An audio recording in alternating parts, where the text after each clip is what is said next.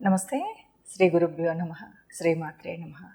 ఆదిత్యాయ చ సోమాయ మంగళాయ బుధాయ గురు శుక్ర శనిభ్యే రాహవే కేతవే నమ. ప్రతి మాసంలో మనం చెప్పుకునేటువంటి గోచార ఫలితాలు, మరి అదేవిధంగా పక్ష ఫలాలు కూడా మనం చెప్పుకుంటూ ఉన్నాం.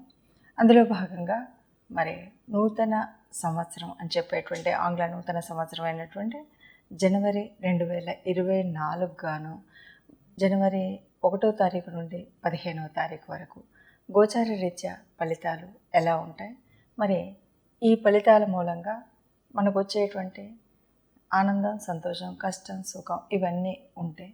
వీటిని కష్టాలు ఉన్నప్పుడు కానీ, ఏదైనా మనకు చెడు జరుగుతుంది అనేప్పుడు కానీ కొంత సుగమం చేసుకోవడం కోసం ముందుగా ఈ ఫలితాలను తెలుసుకోవాలి. మరి ఆ విధంగా తెలుసుకునేటప్పుడు అందరికీ అలాగ ఉంటుందా అంటే కొంతవరకు మనకి ఇది దాదాపు ఓన్లీ 30% అని చెప్పచ్చు. ఎందుకంటే జన్మజాతకంలో ఉన్నటువంటి గ్రహ పరిస్థితుల వల్ల ఉండేటువంటి కారణాలు వేరు, ఇప్పుడు వేరు. అయినా సరే గ్రహాల యొక్క స్థితిని బట్టి, యుతిని బట్టి, వాటి యొక్క దృష్టిని బట్టి ఉండేటువంటి స్థితి ఎలా ఉంటుందో చూద్దాం. ఇప్పుడు మనం ఈ 15 రోజులకు గాను ఒక్కొక్కరి వారి ఉద్యోగ, వ్యాపార అదృష్టాలు ఎలా ఉంటాయి, కుటుంబంలో ఎలా ఉంటుంది, సంతానంలో ఎలా ఉంటుంది, లేదా ఓవరాల్గా వారికి ఈ 15 రోజుల కాలంలో రాబోయే మంచి చెడు ఈ విషయాలను తెలుసుకోవాలంటే ముందుగా గ్రహస్థితి ఎలా ఉందో చూడాలి. గ్రహస్థితి కనుక చూసినట్టయితే మేషంలో గురువు ఉన్నారు, కన్యలో కేతు, తదుపరి వృశ్చికంలో బుధ, శుక్రులు. అయితే బుధుడు 8వ తారీఖు మళ్ళీ మార్పు చెంది ధనుసులోకి వెళ్తాడు. ధనుసులో రవి, కుజులు ఉన్నారు. ఇక కుంభంలో శని, తర్వాత మీనంలో రాహు. ఇది గ్రహస్థితి. మరి ఈ గ్రహస్థితి ఉన్నప్పుడు ఒక్కొక్క రాశి వారికి ఎలా ఉంటుందో చూద్దాం. తదుపరి రాశి తులారాశి. తులారాశి వారిని మనం కనుక చూసినట్టయితే అంటే జనవరి 1 నుండి జనవరి 15 వరకు ఇక్కడ రాశిలో కనుక మనం చూస్తే ఎలా ఉంది అంటే ద్వితీయంలో బుధ గురువులు ఉన్నారు. ద్వితీయంలో బుధుడు 8 వరకు ఉంటాడు.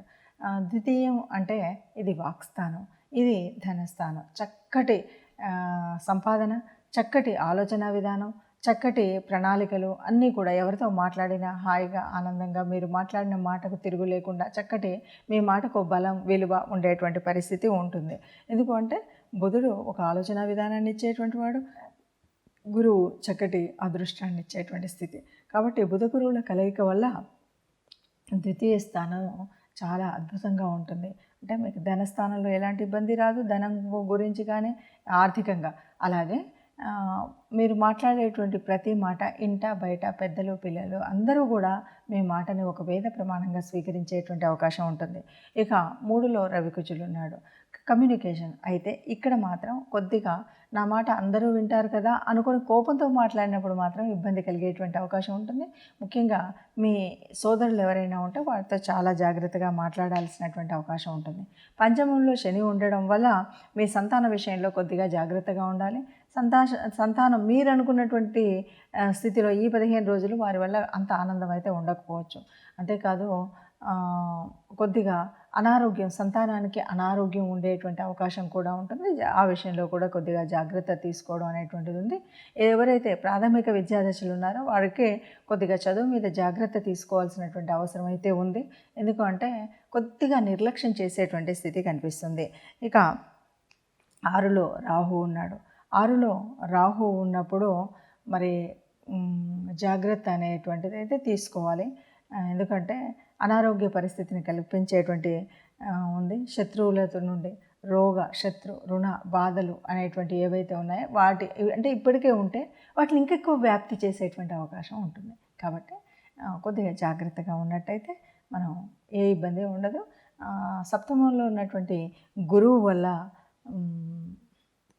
భార్యాభర్తలు ఇద్దరు చాలా చక్కగా అన్యోన్యంగా ఉంటారు. ప్రేమికులైనా అంతే, ఒకరికొకరు ఉంటారు.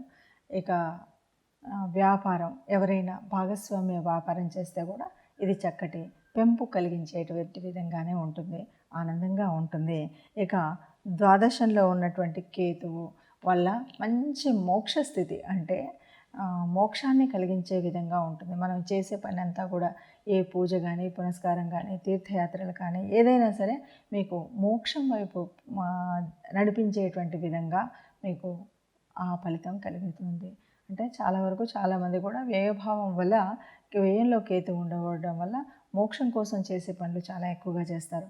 అంటే పరోపకారం అవ్వచ్చు, లేదు మన స్వలాభం కోసం తీర్థయాత్రలు, పుణ్యక్షేత్రాలు, దేవతా పూజలు ఇవి చేసేటువంటి స్థితి అయితే కనిపిస్తుంది. ఏది ఏమన్నా తులారాశి వారికి ఆనందదాయకంగానే ఉంటాయి 15 రోజులు అని చెప్పొచ్చు. ఆర్థికంగా ఎలాంటి ఇబ్బంది ఉండదు అని చెప్పొచ్చు. కొంచెం సంతాన ఆరోగ్యం విషయంలో కొద్దిగా జాగ్రత్తగా ఉంటే సరిపోతుంది అని చెప్పొచ్చు. విన్నారుగా? మరి ఇప్పుడు ఇలాంటి గ్రహస్థితి ఉన్నప్పుడు, గోచార పరిస్థితుల్లో ఇలా ఉన్నప్పుడు, మన జన్మజాతకంలో ఎలా ఉన్నప్పటికీ ఈ పైన కనిపిస్తున్నటువంటి ఇప్పుడు తిరుగుతున్నటువంటి గ్రహాల స్థితిగతిని బట్టి, గ్రహాల దృష్టిని బట్టి, గ్రహాల కలయికను బట్టి ఈ 15 రోజుల వరకు ఎవరికి ఎలా ఉంటుందో చూసాం. అంటే దీన్ని పూర్తిగా ఇలాగే మాకు జరుగుతుంది అనేటువంటి భావన కాకుండా, మనకు జన్మజాతకంలో ఉన్నటువంటి గ్రహాల యొక్క స్థితి ఎలా ఉంటే దానికి అనుగుణంగా దీన్ని కొంత మనం తీసుకుంటూ ఉంటాం. మనకు నిజంగా మన జాతకంలో ఉన్నటువంటి కలిసి వచ్చే యోగించే గ్రహాలు ఏవి ఉన్నాయి ఏంటి అన్నది కూడా కొంత పనిచేస్తుంది. కాబట్టి పూర్తిగా అయితే కాదు, కానీ కొంతవరకు ఈ గ్రహస్థితి ఇలా ఉన్నప్పుడు మనకి ఇలాంటి ఫలితాలు వస్తాయి అన్నది మాత్రం తెలుస్తుంది. ఏది ఏమన్నా గ్రహాలు ఇలా ఉన్నాయి కాబట్టి మనకు, అంటే రాశిలో కానీ, ద్వితీయంలో కానీ, ఇంకెక్కడైనా సరే మనకు ఉన్నటువంటి భావాల్లో ఎక్కడెక్కడ ఉన్నప్పుడు ఏమేమి పరిహారాలు తీసుకుంటే బాగుంటుంది అని మనం తెలుసుకున్నప్పుడు కొద్దిగా ఆ పరిహారాల మూలంగా ఏదైనా మనకి కష్టం, కొద్దిగా అంటే ప్రయాణ ఇబ్బందులు కానీ కొంచెంగా ఎక్కడైనా ఏదైనా అనిపించినా ఈ పరిహారాలతో మనకి ఆ చెడు ప్రభావం అనేది ఉండకుండా ఉంటుంది.